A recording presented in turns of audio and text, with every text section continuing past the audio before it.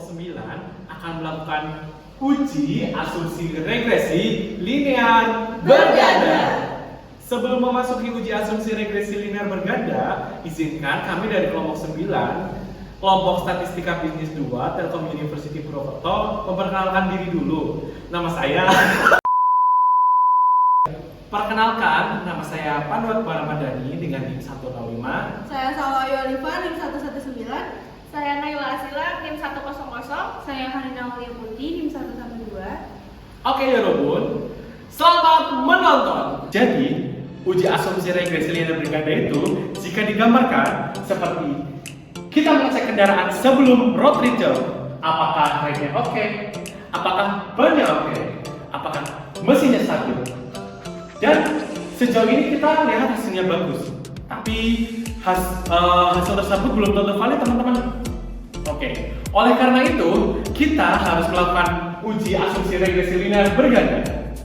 Uji asumsi linear berganda itu meliputi 4 uji, yaitu normalitas, multikolinearitas, uji heterokedastisitas, serta uji autokorelasi. Menurut Google, Nasdem dan Netter 2004, analisis regresi merupakan salah satu teknik analisis data dalam statistika yang sering kali digunakan untuk mengkaji hubungan antara beberapa variabel dan meramal suatu variabel. Penelitian tersebut terdapat pada Jurnal Bahari Jogja, volume 14, nomor 23 tahun 2016. A few moments later.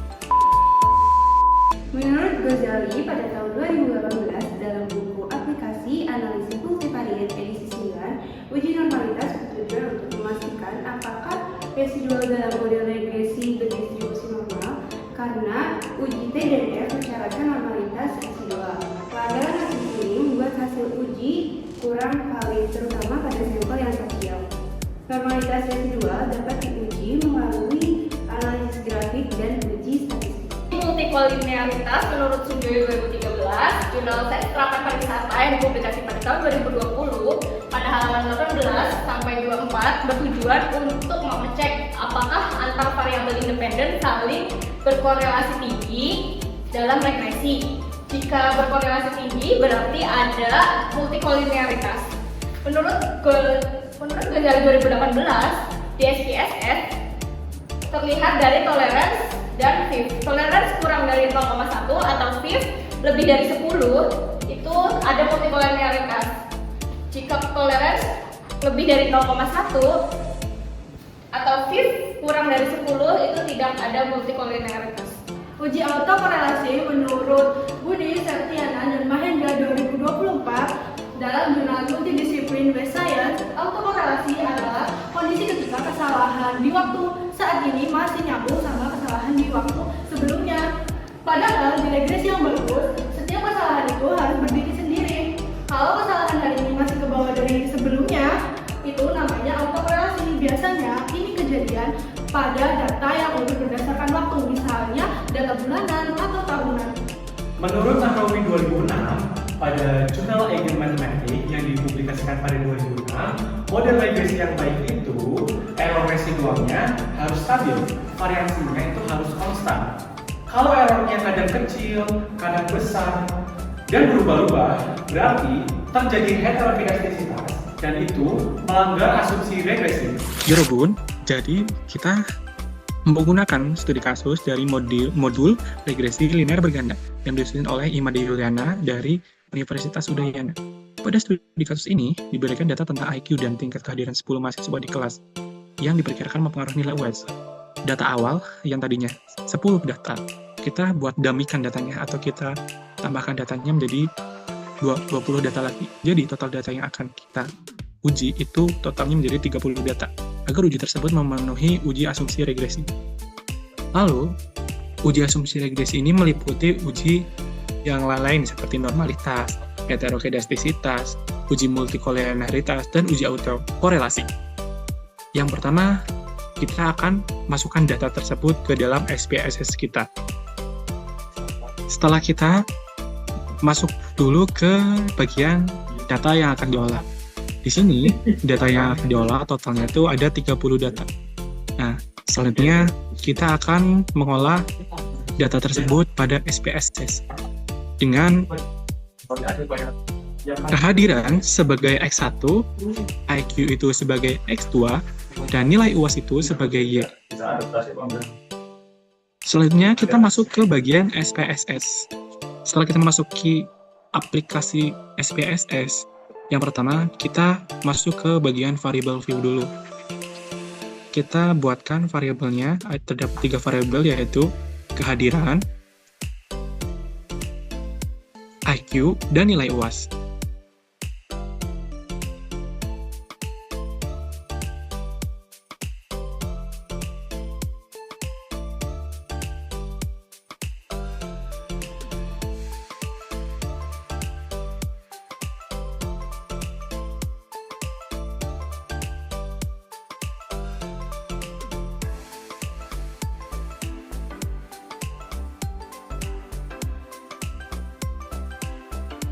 Selanjutnya kita memasukkan 4 variabel dengan 1 variabel opsional yaitu siswa. 3 variabel yang wajib kita masukkan adalah kehadiran, IQ, nilai UAS. Dengan kehadiran dengan label kehadiran adalah X1, IQ adalah X2, setelah itu nilai UAS adalah Y, dan untuk measure-nya kita itu karena kehadiran itu bersifat bisa diukur, jadi kita menggunakan kehadiran IQ nilai UAS itu dapat diukur, itu kita menggunakan measure-nya itu scale. Selanjutnya kita masuk ke dalam data view. Kita masukkan data-data yang tadi kita masukkan pada spreadsheet yang kita punya.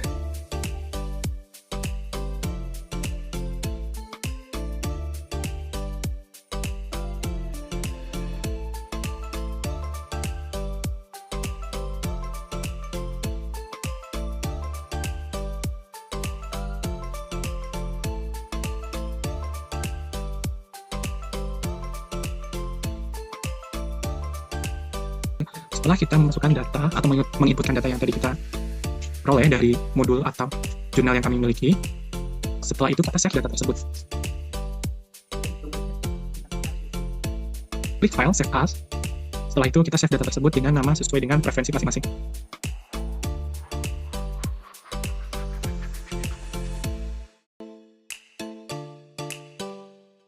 Setelah kita menginputkan data yang kita punya atau kita peroleh berdasarkan studi kasus tersebut, lalu kita akan menjalankan uji asumsi regresi linear. Nah, kita masuk ke bagian analyze. Kita masuk, setelah itu klik regression, setelah itu kita klik linear. Lalu masukkan variabel nilai UAS ke dependent, setelah itu kehadiran dan IQ ke independent. Ini dari memasukkan variabel-variabel tersebut ke dependent dan independent, itu kita akan menjelaskan apakah kehadiran dan IQ itu bisa menjelaskan nilai UAS. Oke, selanjutnya kita masuk ke bagian plots. Masuk ke bagian plots.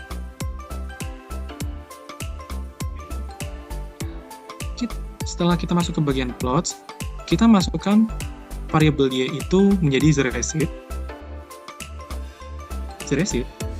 dan variabel X itu set spread. Nah, setelah itu kita checklist pada bagian histogram dan normal probability plot. Nah, kenapa kita centang kedua menu tersebut?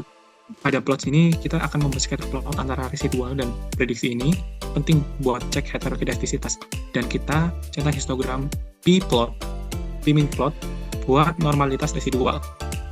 Oke, setelah itu klik continue. Lalu kita masuk ke bagian statistik. Setelah itu kita checklist pada bagian estimate, model fit, collinearity diagnostic, dan yang terakhir itu Darwin-Watson. Nah, tujuan klik tersebut itu untuk apa sih teman-teman? Collinearity diagnostic itu kita buat lihat fifth tolerance atau multicollinearitas.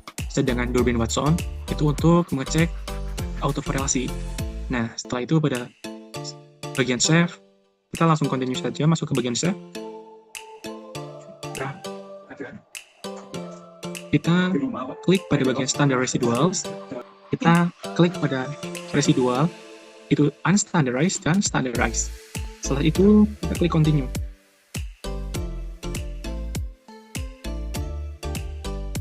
pada bagian menu option, kita klik, kita akan menggunakan probabilitas atau tingkat kepercayaan itu 0,05. Sorry, maksud saya itu tingkat kepercayaannya itu 0,05. Dan include constant in equation, setelah itu continue.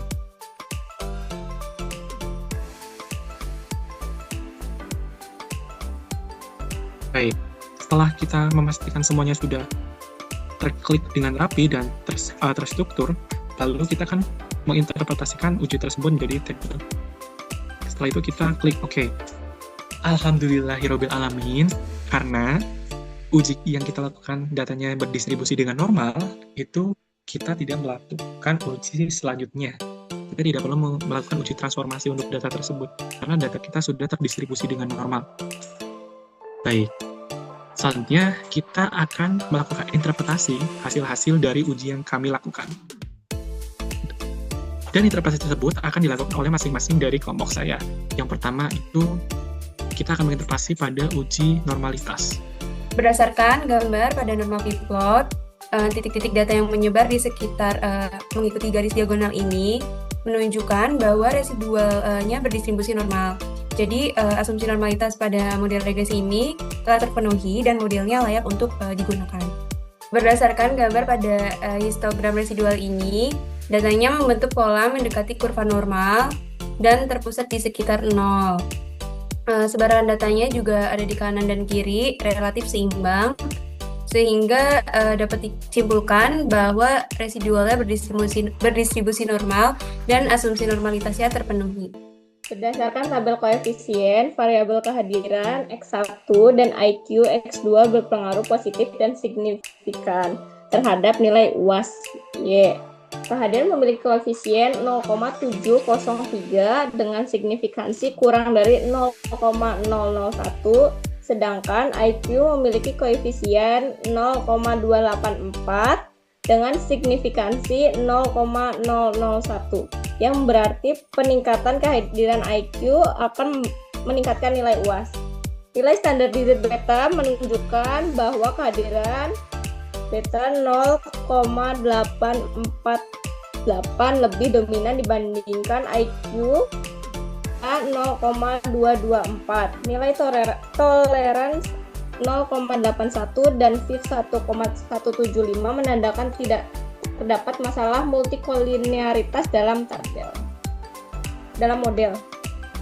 Nilai FIF lebih baik kecil dari batas umum, bahkan kurang dari 5, sehingga dapat disimpulkan bahwa tidak terjadi multikolinearitas antar variabel independen, yang berarti variabel kehadiran dan IQ tidak saling berkorelasi tinggi dan layak digunakan secara bersamaan dalam model regresi. Pada tabel koefisien, bagian unstandardized coefficient menunjukkan besarnya pengaruh masing-masing variabel independen terhadap variabel dependen dalam satuan aslinya. Nilai konstansa sebesar minus 11,032 yang berarti bahwa ketika variabel kehadiran X1 dan IQ X2 bernilai 0, maka nilai UAS Y diprediksi sebesar minus 11,032. Koefisien kehadiran X1 sebesar 0,703 yang menunjukkan bahwa setiap peningkatan satu satuan kehadiran akan meningkatkan nilai UAS sebesar 0,703 dengan asumsi variabel lain konstan.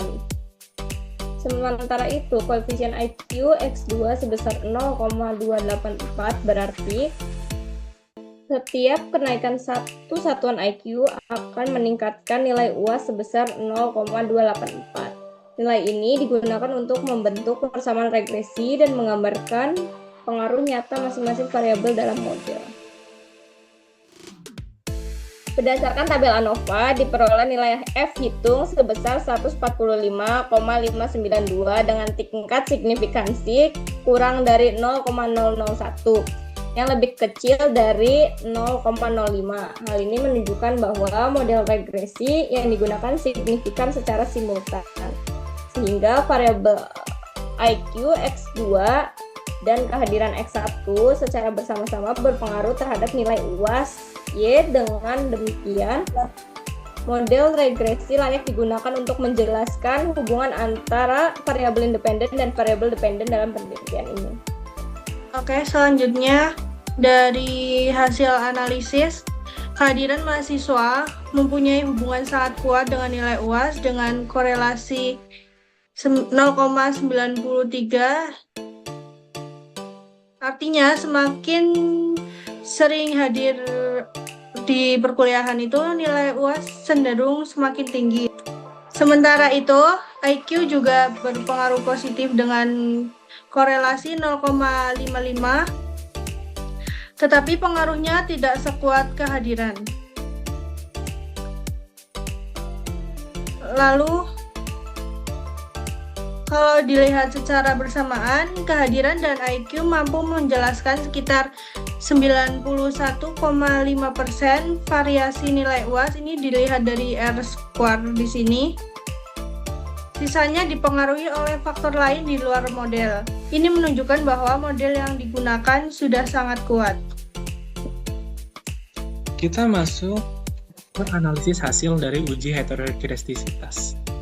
Nah, berdasarkan uji ini, berdasarkan scatter plot yang dihasilkan, itu titik-titik menyebar secara acak di atas dan di bawah garis nol. Dan titik-titik tersebut tidak memiliki pola tertentu, seperti pisang, seperti kipas, dan lain-lain.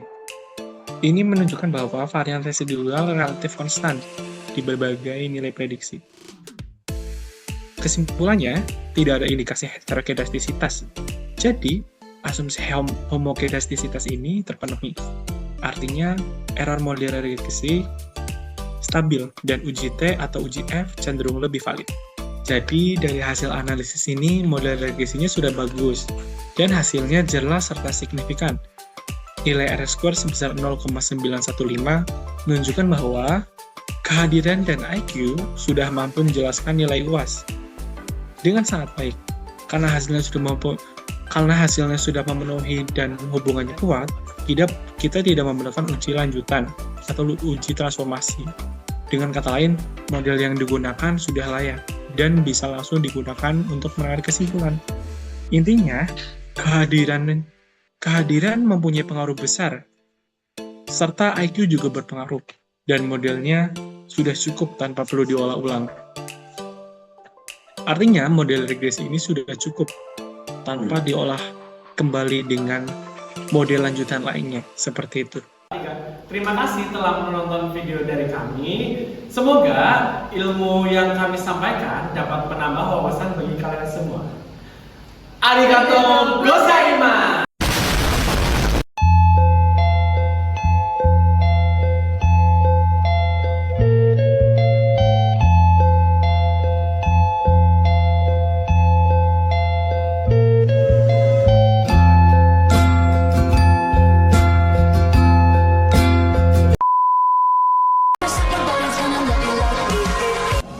Statistika basis data 2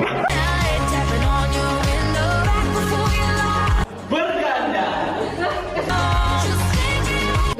Halo semuanya, sebelum